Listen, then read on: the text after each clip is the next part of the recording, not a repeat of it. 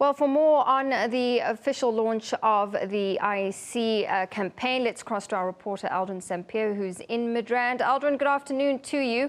So the municipal elections officially launched, and quite a bit of emphasis put on the fact that young people should participate. Tell us a bit about the communication campaign.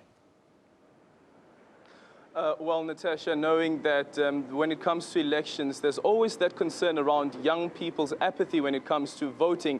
While the IEC says about 24 million registered voters that are currently on the voters' roll, and about 9 million eligible voters who are not registered as yet.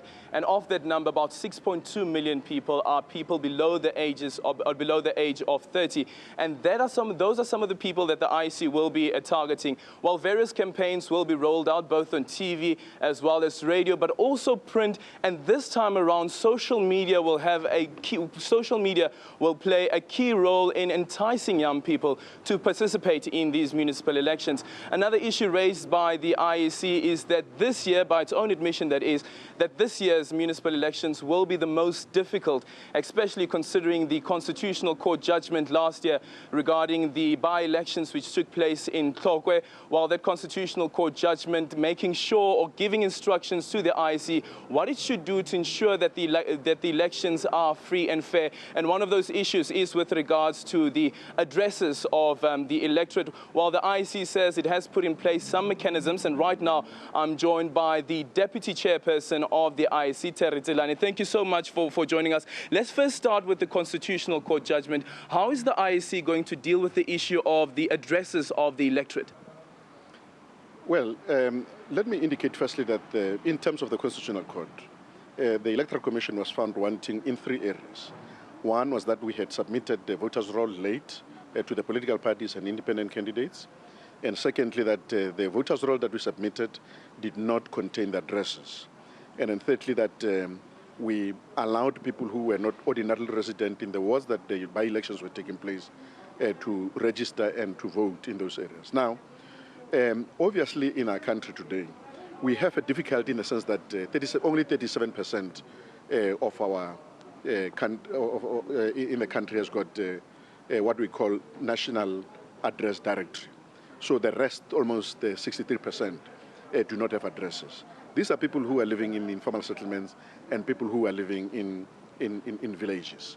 So what we've decided to do as the organization, because the court did not say that we should actually verify the addresses, it said that we must find sufficient particularities of individuals in order for us to be able to locate them within the correct voting stations or voting districts. We are now sending our staff all over the country in all the areas where we do not have the addresses, in order for them to identify in all those areas some landmark that we can use as a basis for locating people within the right voting districts. That particular process is underway all over the country. We are done in Tlokwe, particularly in the areas where the by-elections are going to be taking place. So that's the first thing that we are doing. The second thing that we are doing is that we are getting the affirmation form, an affirmation form to be signed by people who come from those areas where there are no addresses. So affirmation form is almost like an affidavit, except that it is not being presided over by a commissioner. So, but nevertheless, it is still an important document because it can be used against a person who puts information that is incorrect in that area. We are doing this thing so that people should begin to understand that it is against the law to put information that is incorrect, and if they put in information that is incorrect, action will be taken against them. Okay, just one last question. A concern raised by some political parties, for instance, the AIC, the African Independent Congress, was that they raised an issue with the IEC, with the by-election that took place last year. They feel that it wasn't dealt with correctly. We have the EFF, on the other hand, which is not happy with the appointment of the chairperson, Mr. Glen Mashinini. How do you then get the confidence of those political parties and ensure that they believe that you are able to deliver an election that's free and fair? We've put in systems, and within those systems, we will be able to react and deal with the issues. In the past, what we used to say to the political parties that we refer them to law and say that in terms of the law, these are the kind of the things that have got to happen. Now, When you go to local government elections, we would refer people, for instance, to Section 51 of Municipal Electoral Act and say, Section 51, it's where you now register your objection to the presiding officer. If you're not happy with the Section 51, you can escalate that particular objection to the Commission. Now, we beginning to say, on the basis of what the court is saying, because the court is saying, yes, it's fine for you to be dealing with the issues that are related to voting processes. But what about those issues that are outside the voting processes?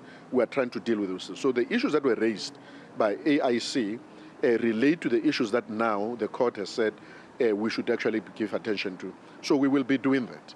In all the areas where we receive objections from political parties of nature that affect the freeness and fairness of the elections, we will be dealing with them.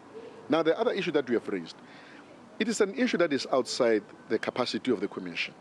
We are not able to talk about issues that we don't have the capacity for. But besides, Commissioner Mashinini, who is the chairperson of the IEC, has been at pains to try to indicate how he's able to deal with this kind of issues. And then I think all of us, we understand how the process is run, we understand how the elections is run, and then perhaps on time, all other people who are dissatisfied will begin to realize that it is not possible for one person to influence the electoral process.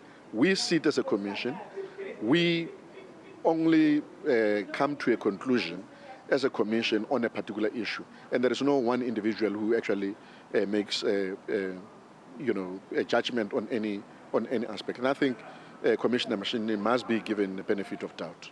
Well, thank you. That is Terry Tselane, the Vice Chairperson of the IEC. And Natasha, just one thing, something else as well is that the date of the election has not been proclaimed as yet. That will be done by the Minister of Cooperative Governance and Traditional Affairs, Des van Rooyen. But the elections must happen the earliest, the earliest will be on the 18th of May or the latest on the 16th of August. But we will wait for the Minister to make a proclamation on what date the country will be going out to vote for their local representatives.